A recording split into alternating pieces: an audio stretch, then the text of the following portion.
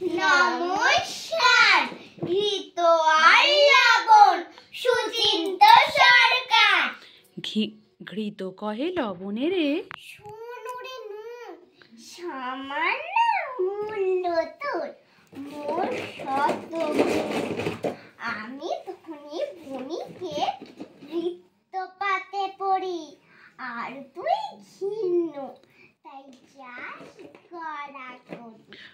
নুন কহে তুমি গুণী দাম বেশি ঠিক কিন্তু ঘৃত কেনে মাত্র কয়টি বণিক। ছাদে আমি তুচ্ছ